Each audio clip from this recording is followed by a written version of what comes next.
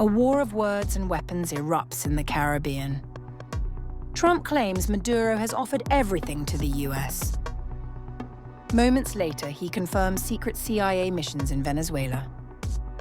A drug submarine is destroyed, and a new shadow war begins.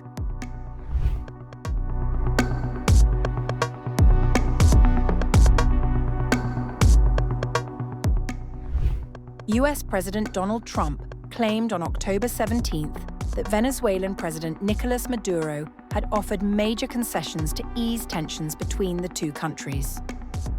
Speaking at the White House during a meeting, Trump said Maduro had offered everything to the US. Mediation. What should we do He has stop that? He has offered everything.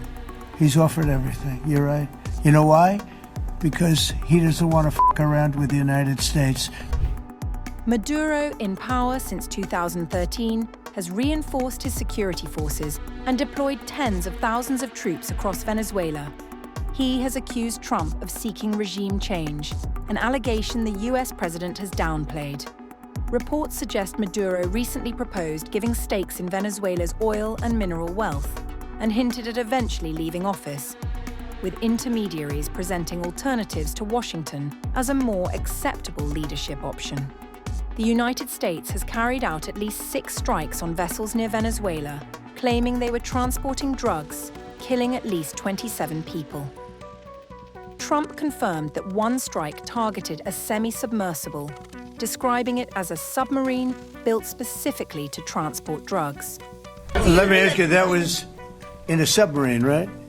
We attacked a submarine, and that was a drug-carrying submarine built specifically for the transportation of massive amounts of drugs, just so you understand.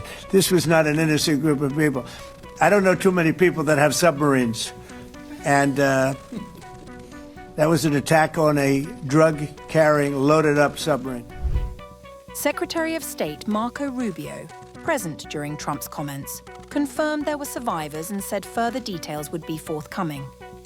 On Venezuela, there are survivors from your latest boat strike. What happens to those survivors? Well, I'll ask Marco to discuss that possibly. Yeah, it's well known there's an ongoing narco-terrorist operation the United States has been conducting. As far as details of any recent strikes, we're not prepared here to announce all those details, but you'll get that information here very shortly. And how are there survivors when these are meant to be lethal attacks? Yeah, again, I mean, we're undertaking these operations against narco-terrorists. That's what these are. These are terrorists. Let's be clear. And but as far as the details of any recent operations, when we are prepared to announce those, we will, as the president has consistently done. So you may get something on that later today. Venezuela's government condemned the strikes as illegal, labeling them acts of murder and aggression. Maduro linked the US actions to decades of CIA operations, urging national unity. He said the people are aware of foreign interference, and he asserted, So the United States government decides to send the CIA to Venezuela. Did you see the news? They authorized the CIA to carry out operations against Venezuela, against the peace of Venezuela. This has never been seen before. They have always done it. But never has any previous government, since the CIA has existed, publicly said that they were sending the CIA to kill, overthrow, and destroy countries. Maduro argued that such actions are part of a long-standing pattern of US interference in Venezuela's internal affairs. Can anyone believe that the CIA has not been operating in Venezuela for 60 years? Can anyone believe that the CIA has not conspired for 26 years against Commander Chavez and against me? If we now, in July, carried out an exchange to rescue the 252 Venezuelans kidnapped in El Salvador and handed over to the United States government 10 CIA terrorists convicted and confessed. He expanded his criticism to include broader US involvement across Latin America, citing historical evidence of intervention. All the coups in Latin America, proven by documents published by the United States government, declassified. All governments were overthrown and presidents assassinated by the CIA. Trump justified the strikes as part of an armed conflict with drug cartels, citing legal authority used after the September 11th attacks.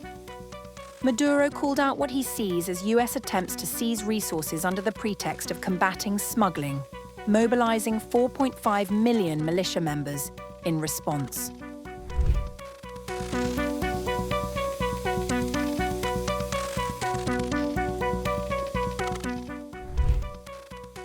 The US military killed an unspecified number of suspected drug traffickers in the Caribbean Sea near Venezuela on October 16th, an operation that reportedly left some survivors. US forces have taken multiple individuals into custody and are holding them aboard a Navy vessel in the region. Sources who spoke to the Washington Post on condition of anonymity said the strike was not publicly announced, and it is not immediately clear how many were killed or survived. This marks the first time a strike in the Trump administration's recent escalation of Caribbean counter-narcotics operations has resulted in survivors. To date, 27 deaths have been publicly acknowledged by the administration. The October 16th strike was the sixth known attack on vessels allegedly involved in drug trafficking since September. President Donald Trump confirmed on October 17th that US forces had attacked a semi-submersible, describing it as a drug-carrying submarine built to transport massive amounts of narcotics.